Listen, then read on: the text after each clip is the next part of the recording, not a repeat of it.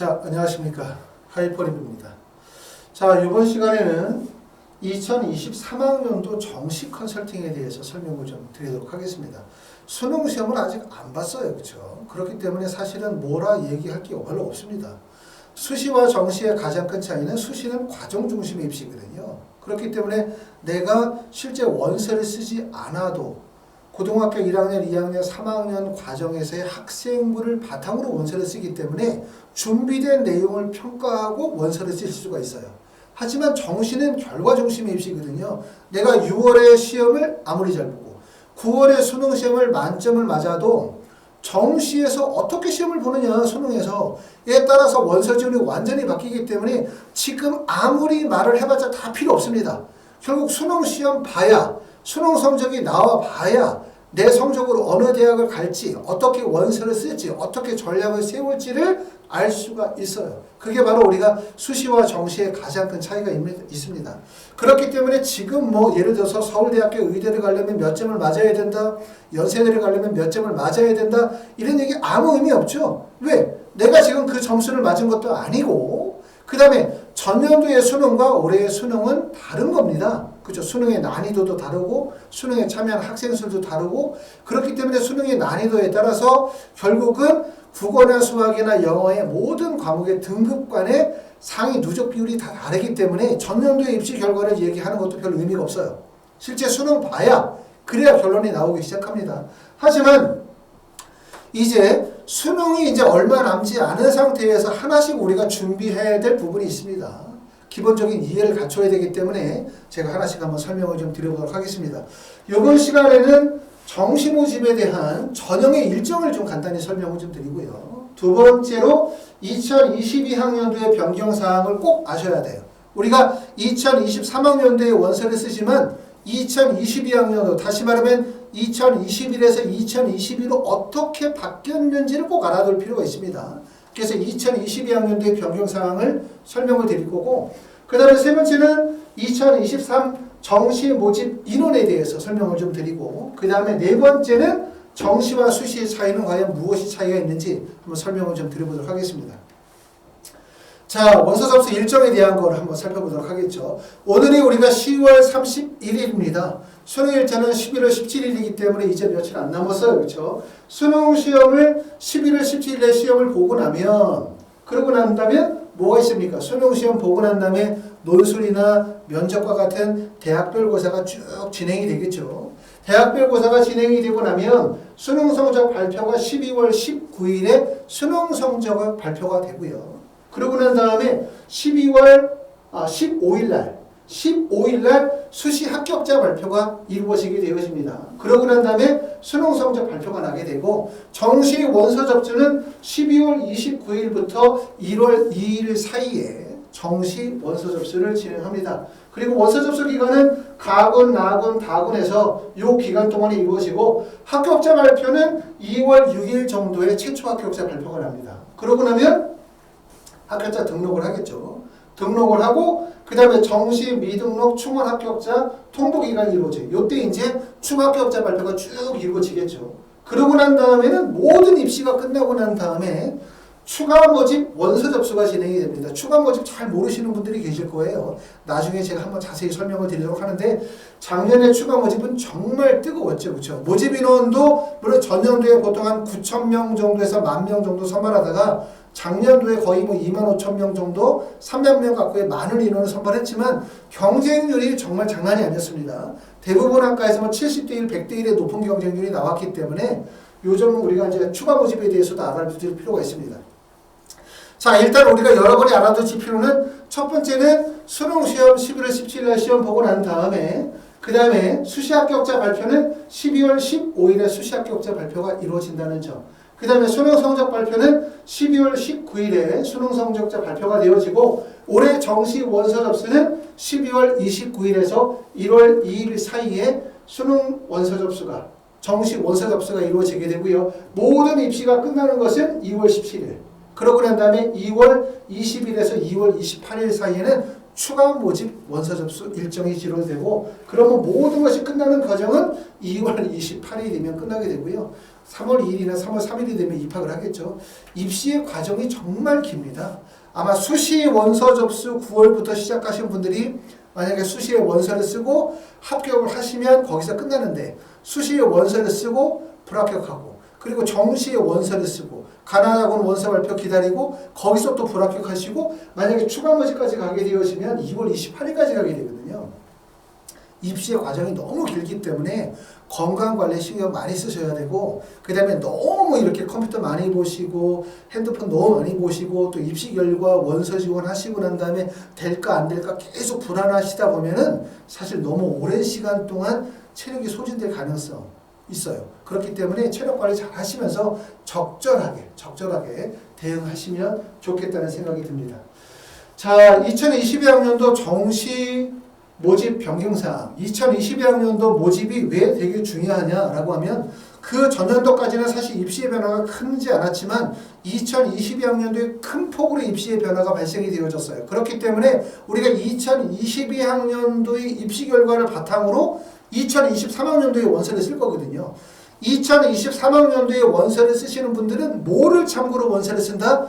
2022학년도의 결과를 바탕으로 원서를 쓴다는 거예요. 그런데 2022학년도의 결과가 비정상적인 결과예요. 비정상적인 거. 왜? 입시의 변화가 꾸준하게 유지가 되어지다가 일시적으로 큰 변화가 발생이 되어지면서 폭등했었던 기현상이기 때문에 이 기현상을 100% 믿고 원서를 쓰게 되어지면 되게 위험해질 가능성이 상당히 높아요. 그렇기 때문에 우리가 2022학년도 데이터를 바탕으로 정시 원서를 쓰게 되어질 때 그 입시를 잘 이해해야 된다라고 말씀을 드릴 수가 있습니다.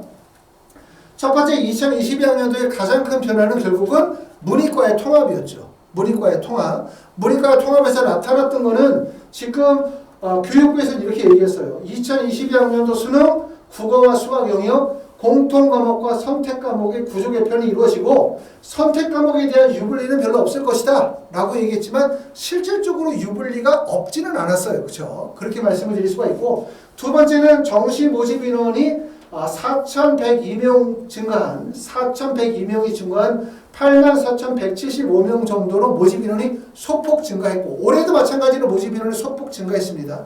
하지만 가장 큰 변화는 뭐였었냐면 세 번째 모집 군변화예요. 군변화.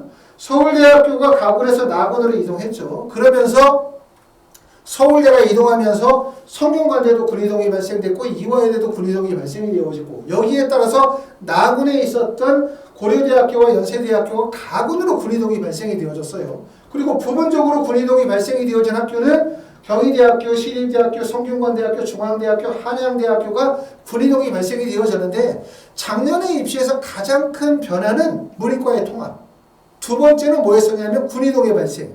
군이동이 발생이 되어진 이유는 뭐 서울대학교에서 처음에 군이동이 발생이 되어진 이유가 우리가 정시에서 체육이나 음악 같은 경우에 면접을 보게 되어지는데 우리가 가군에다 두니까 면접을 준비할 수 있는 학사 일정이 너무나 짧더라. 그래서 낙군으로 이동한다라고 하는 게 표면적인 이유였었고 그러면서 다른 대학이 다 바뀌었는데 제가 볼 때는 그거는 표면적인 이유고 실질적인 이유는 입시 기관들이 대학을 점수로 서열하기 때문에 결국 군이동을 통해 가지고 입시의 판을 완전히 바꿔버린 거죠. 그러다 보니까 작년에 정말 대단한 혼란이 왔습니다. 많은 분들이 원서를 쓰게 되어질 때 기타 등등의 여러 입시 사이트의 정보를 활용해서 원서를 쓰게 되고 그걸 믿고 원서를 썼는데 사실 그 입시 결과가 예측이 다 어긋나 버린 거죠. 완전히. 그렇죠? 더군다나 문이과가 통합이 되어지니까 결국 문이과가 섞이면서 입시 데이터가 완전히 다 엉망이 돼버렸고 거기에 따라서 대학들이 가나군이 바뀌면서 결국 원서 지원의 흐름이 완전히 바뀌어다 보니까 결국 작년에 입시 데이터만 보고 원서를 썼던 분들이 정말 큰 좌절을 겪었던 해가 작년이었다. 이렇게 말씀을 드릴 수가 있어요. 그런데 올해가 왜 또 중요하냐? 이 얘기는 뭐냐면 이렇게 말씀을 드리죠. 잔잔한 파도가 있다가 일시적으로 작년도에 폭등한 거예요. 2022학년도. 그럼 2022학년도에 폭등을 했으면 2023학년도가 이 상태로 그냥 유지가 될 것이냐? 아니면 2023학년도가 그 전년도의 약 50% 수준까지 떨어진 상태에서 유지가 될 거냐? 아니면 그 전년도가 동일한 형태로 갈 거냐? 결국은 뭐냐면 2023학년도에 대한 부분이 사실 예측이 불가능해요. 2022학년도도 예측이 불가능했지만 2023학년도도 예측이 불가능하다는 얘기죠. 2024학년도로 가면은 2021학년도와 2022와 2023학년도에 2개년도의 데이터가 누적이 되어지면 2024학년도는 예측이 가능할 거예요. 하지만 2023학년도는 정말 예측이 어렵다라고 말씀을 드릴 수가 있고, 하지만 항상 이렇게 말씀을 드리죠. 성적이 좋은 학생들은 입시의 이런 변화와 혼란이 큰 위기예요. 하지만 내가 수능시험을 좀 못 봤다 라고 생각하시는 분들 입장에서 볼 때는 이런 입시의 혼란이 커다란 기회가 될 가능성이 상당히 높다, 이렇게 말씀을 드리기 때문에 이런 올해 2023학년도의 입시의 변화가 꼭 나에게 부정적으로만 다가오는 것은 아니다. 그렇기 때문에 입시를 잘 이해하실 필요가 있어요. 자, 여기까지 얘기 드린 거에서 꼭 이해할 점은 뭐냐? 2023학년도에 원서를 쓰시는 분들은 2022학년도의 데이터를 바탕으로 원서를 쓰게 될 텐데, 2022학년도의 데이터를 바탕으로 원서를 쓸 때 과연 2023학년도에 어떤 결과가 나올지 예측이 불가능하다는 거예요. 이거는 누구도 맞출 수가 없어요. 그런데 가장 위험한 거는 뭐냐면, 모든 사람들이 보는 통계나 데이터를 나도 믿고 원서를 쓴다. 이건 정말 위험하다는 점을 꼭 말씀을 드리고 싶습니다. 자, 수시와 정시는 어떻게 다른가? 이 점을 꼭 알아두실 필요가 있어요. 많은 분들은 그냥 정시 원서 쓸 때 그냥 정시다 이렇게 쓰지만, 수시와 정시가 뭐가 다른지 조금만 이해하게 되어지면 원서 지원의 전략을 수립할 수 있습니다. 첫 번째, 자, 수시와 정시의 첫 번째 차이는 뭡니까? 자, 제가 말 안 해도 다 아실 거예요. 첫 번째는 수시는 6번의 원서를 쓸 수가 있고, 정시는 3번밖에 원서를 못 쓴다. 그만큼 정시는 3번밖에 원서를 못 쓰기 때문에 원서 지원의 폭이 되게 좁아요. 6개를 원서를 쓸 때 폭이 이만큼이다. 그럼 3개를 쓰면 당연히 폭이 되게 좁아질 수밖에 없습니다. 전체적인 입시의 흐름 다 필요 없어요. 정시는 제일 중요한 건 내 점수에서 쓸 수 있는 그 구간, 그 얇은 그 구간이 점수대가 어떻게 형성이 되어져 있는지를 알아내는 게 되게 중요하다. 이렇게 말씀을 드릴 수가 있고, 두 번째는 평가의 과정이, 수시는 과정 중심의 평가를 했죠. 고등학교 1학년, 고등학교 2학년, 고등학교 3학년 과정을 가지고 대학을 가는 거예요. 내가 고등학교 3학년 때 아무리 열심히 해서 내신 성적 좋아도 고등학교 1학년, 2학년 때 성적 안 좋으면 대학 못 가. 정시는 어때? 3월, 4월, 5월, 6월, 7월, 8월, 9월 성적 안 좋아도 수능시험 잘 보면 대학 가. 이게 바로 수시와 정시의 차이고, 그렇기 때문에 많은 분들이 수능시험을 걱정하면서 기다리고 계실 거라고 생각합니다. 세 번째는 선발의 주체가 되게 중요해요. 선발의 주체. 수시는 대학에서 뽑는 거예요. 자, 논술시험이다. 대학에 직접 가서 논술시험 보고 학생이 제출한 학생부를 바탕으로 평가를 하죠. 학생부 종합전형이다. 학생부 자기소개서 평가하고 면접시험 봐서 뽑죠. 대학에서 직접 다 뽑는 겁니다. 그리고 수시는 어떻습니까? 학생들이 대학에서 요구하는 정도의 학업 능력을 갖추지 못하면 선발하지 않을 수도 있어요. 다시 말하면 미선발이 가능하고 수시에서 정시로 2월이 가능해요. 하지만 정시는 대학에서 뽑는 게 아닙니다. 말 그대로 그냥 컴퓨터 추첨하고 똑같아요. 컴퓨터로 돌리는 거죠. 돌고 돌고 돌리다가 마지막에 남은 학생이 뽑히는 거예요.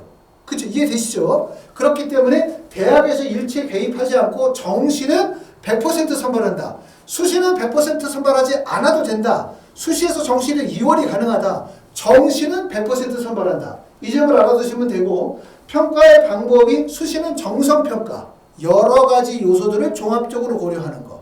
논술 전형, 논술 전형의 학교생활 기록부, 수능 최저, 이거죠, 그렇죠? 하지만 정시는 정량평가예요. 다시 말해 수능 성적을 기반으로 뽑는다. 이렇게 보시게 되고, 이러다 보니까 정시에서는 정량평가하다 보니까 뭐가 높습니까? 충원율이 높다는 거예요. 정시에서 가장 큰 특징은 원서 지원이 3회고, 그리고 충원율이 높기 때문에 회전율이 높게 발생이 되어진다는 거죠. 그렇기 때문에 수시는 뭐라고 얘기하냐면 점수 경쟁이다. 점수. 자, 서울대 의대 가고 싶어? 내신 몇 등급이야? 내신 1.0, 1.1 성적 돼야 돼. 이런 거. 이게 바로 우리가 점수 경쟁이라고 말씀을 드릴 수가 있고, 정시는 점수 경쟁이 아니에요. 점수가 된다고 해서 붙는 게 아니라 제일 중요한 건 순위 경쟁이라고 말씀을 드리죠. 만약에 서울대학교 의예과에서 30명을 뽑는다 라고 하면 30명 안에 들어가면 돼. 무슨 말인지 잘 모르죠? 이걸 잘 생각해야 돼요. 성적이 좋으면 붙고 성적이 안 좋으면 무조건 못 붙는다가 아니라 정시는 순위 경쟁이고 대학에서 뽑는 그 인원 안에 들어가기만 하면 된다. 이게 왜 중요하냐? 정시는 충원율이 높게 발생되고 이동률이 되게 높다라는 점. 그리고 원서전의 폭이 3회밖에 안 되기 때문에 틈이 많이 벌어진다는 점을 꼭 알아두실 필요가 있어요. 그리고 더군다나 대학에서 뽑는 것이 아니라 이거는 뭐로 뽑는다? 컴퓨터로 뽑는 거랑 똑같다.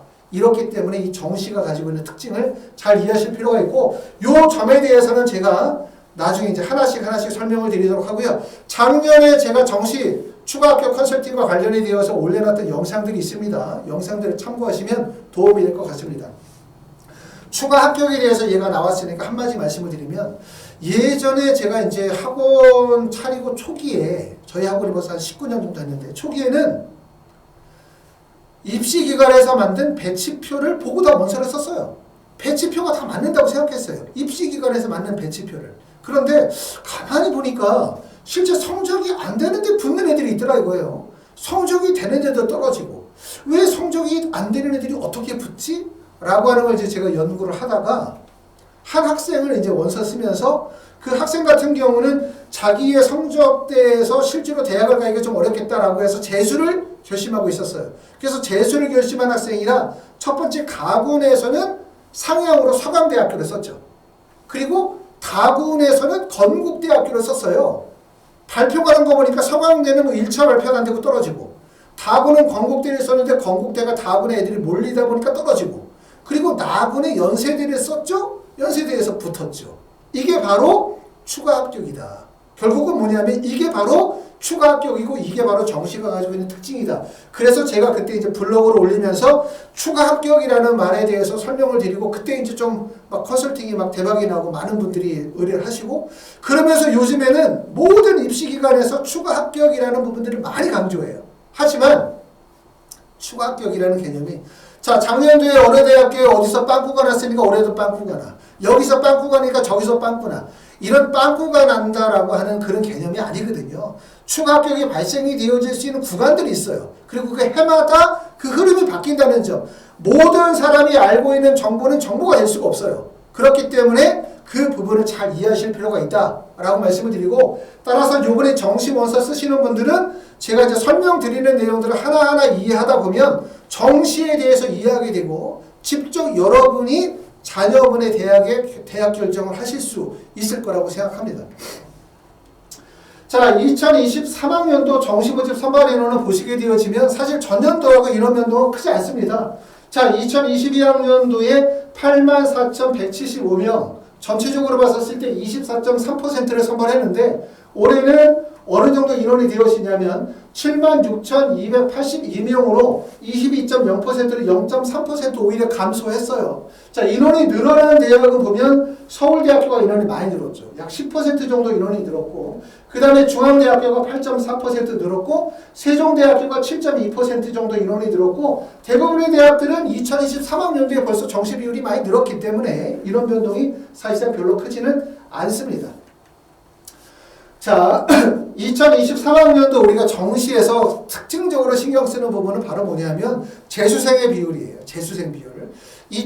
요번에 6월 평가원 모의고사에서도 보면 최근 거의 한 7년 정도 중에서 재수생의 비율이 가장 높게 나타났었던 해라고 말씀을 드릴 수가 있고 보시는 것처럼 증감 비율을 보게 되어지면 자, 2023학년도에 우리가 수능 원서 접수 결과를 바탕으로 봤었을 때 재수생의 비율이 31.05% 정도가 예상이 되어지고 그 다음에 전년도 재수생의 비율이 29.24 정도의 비율이에요. 그렇기 때문에 2023학년도가 2022학년도에 비해서 재수생의 비율이 큰 폭으로 증가하는 해다.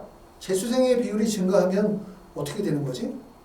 재수생의 비율이 증가한다는 것은 위험하죠. 왜냐하면 재수생들 중에서는 공부를 잘하는 학생들도 있고 공부를 못하는 학생들도 있지만 실제 재수생과 그 다음에 재학생들과의 학력 차이가 많이 벌어지고 있다는 점.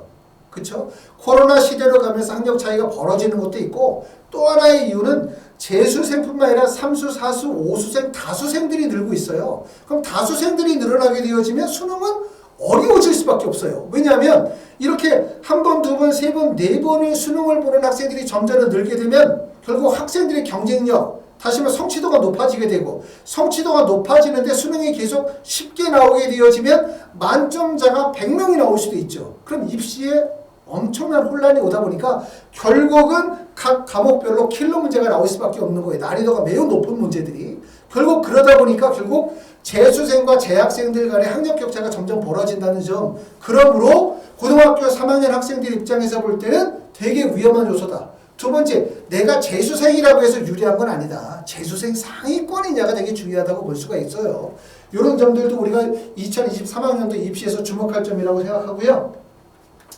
자, 여섯 번째는 작년하고 입시가 달라진 점은 뭐냐면 수능 원서 접수 결과를 봤더니 지금 보시는 것처럼 수학 같은 경우에 미적분을 선택한 학생의 비율이 전년도에 38.2%였는데 2023학년도의 비율이 43.7%로 비율이 크게 늘었죠. 다시 말하면 자연계 학생들의 비율이 큰 폭에서 늘었다는 거예요. 이게 과연 2023학년도 입시에서는 어떻게 나타나게 되어질지 주목할 점이 있습니다. 그렇죠? 오히려 문과의 비율은 전년도에 비해서 줄었죠. 확률과 통계가 50.00%, 전년도에는 53.2%였기 때문에 결국 수능에서 자연계 학생들의 비율이 늘었다. 그 자연계 학생들 중에서 과연 어느 정도 상위 누적 비율의 학생들이 느느냐, 이게 이제 수능 성적을 발표를 봐야 우리가 판단할 수 있는 부분 중에 하나입니다.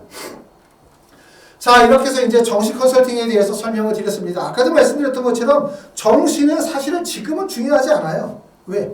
수능 시험을 봐야 내 아이가 또는 나의 성적이 몇 점이 나오는지를 봐야 그 성적에 맞게끔 전략을 세우는 거기 때문에 중요하지 않지만, 여러분들이 수능 시험을 우리가 보기 전에 알아야 되는 몇 가지 요소들이 있더라. 그래서 그 몇 가지 요소에 대해서 설명을 드린 거고, 그 중에서 알아야 되는 게 뭐냐? 첫 번째, 정시는 수시와 다르다. 첫 번째, 원서 지원의 횟수 제한이 3회라는 점.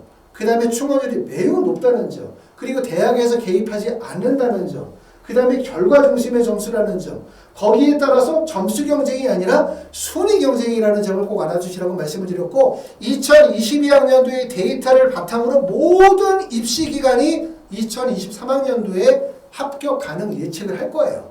그렇죠? 하지만 과연 2023학년도가 어떤 양상으로 결과가 나올지는 모르죠. 그렇기 때문에 내 아이의 성적, 내가 가지고 있는 그 성적의 그 가장 좁은 지점을 정확하게 판단해내는 거, 이게 바로 우리가 입시에서 가장 중요한 요소가 될 거라고 생각합니다. 자, 하이퍼리뷰에서는 정시 컨설팅에 대해서 사전 예약 접수를 받고 있습니다. 자, 궁금하신 점들이 있거나 예약하시는 분들은 하이퍼리뷰로 전화 주시면 안내드리겠습니다. 자, 정시 컨설팅에 대해서 하나씩 설명을 드리겠습니다. 저하고 함께 나중에 이제 원서 접수 직전까지 같이 영상을 같이 시청하시면서 말씀을 나누시게 되면 여러분도 컨설팅을 받지 않아도 스스로 대학 결정하실 수가 있을 겁니다. 감사합니다.